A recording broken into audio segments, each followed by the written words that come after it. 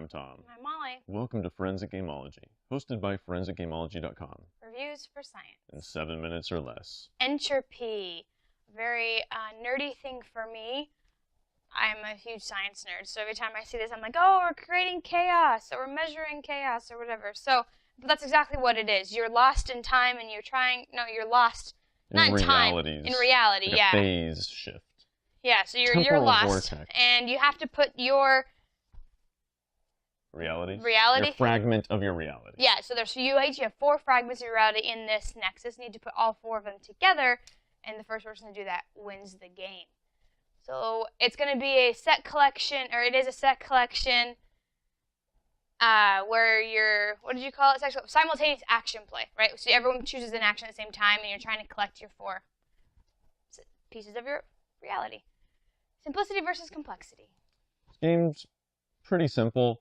You all choose one of your actions, and you just choose secretly and play it face down. Then everybody flips it over at the same time, and the lowest numbers go first. So I picked a 3, Molly picked a 3. Hilarious. I'm glad she did that, because when you each pick the same number, you turn it sideways, and neither of you, or if more people than one did it, none of you get to choose, you don't get to resolve that action. So it's kind of a danger to say, like, oh, it looks like we'll both want that card. Maybe I should do something sneakier so that we don't both not get it. But it's also a good defensive play, because you're like, I think she wants that. I'll play this just to stop her.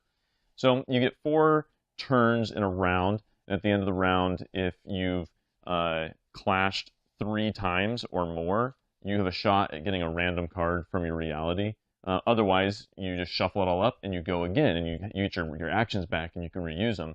And they'll say things like, pick any card of the discard, draw a card from the top.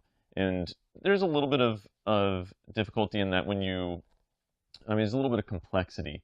That when you get cards that are face down, they remain face down, face up remains face up. When you flip over a card that's either a wild or belongs to your reality, this is hers, so she would put that face up and it would be locked unless the vortex comes. So, it is simple enough to play and you'll get it in your first time, but there's a lot of little fiddly rules.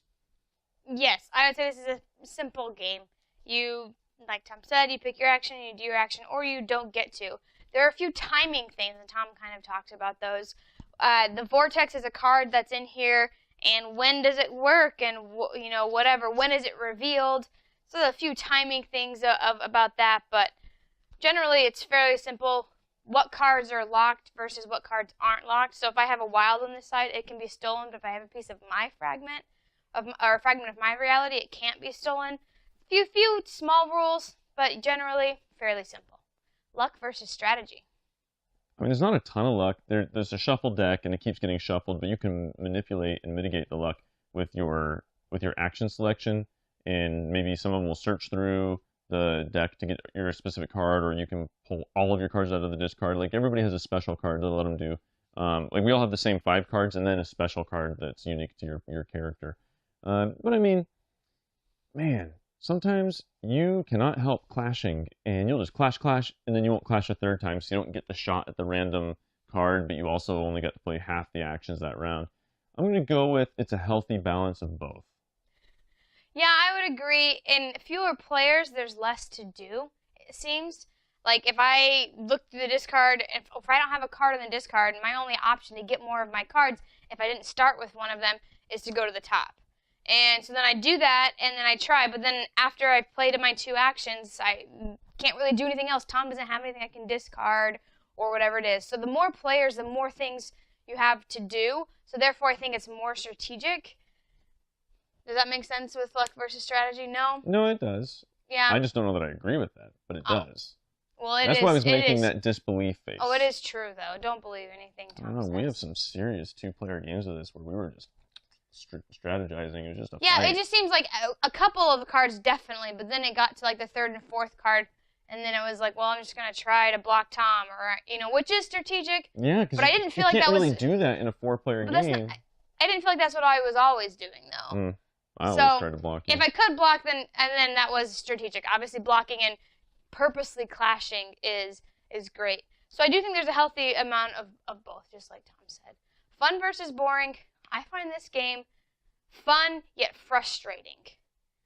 Frustrating in that I can't get my complete set. It gets stolen, things happen, but fun because those things are happening. I think this fits very well with the theme of creating chaos. Entropy is the measurement of how much chaos is created in a system. So in any reaction or whatever it is, we generally give off chaos, and this is chaotic. And that appeals to the science nerd in me, and so I really like that game. And it's just fun gameplay. It's quick because you're picking actions at the same time, and then to do those actions doesn't take very long either. So I think it's a quick, fun little game. I like simultaneous action or selection games. You still resolve them in a player order of sorts based on how, like, what the number is, the lowest number. But I just really like that simultaneous action, and then on top of that, this game is just pandemonium as to what's going on at any given time. I really enjoy it, and I think on the Board Game Geek rating, I'd go with an 8. Ooh. What would you give it? I would give it an 8 as well. And then an 8? Yes, 8 as well. That theme really gets me. I love it. Every time we get to multiples of 500 subscribers, we give away a free glitter painting of your favorite geeky thing. So make sure to subscribe now on YouTube. It could be you that wins. Entropy. We've presented the evidence. You be the judge.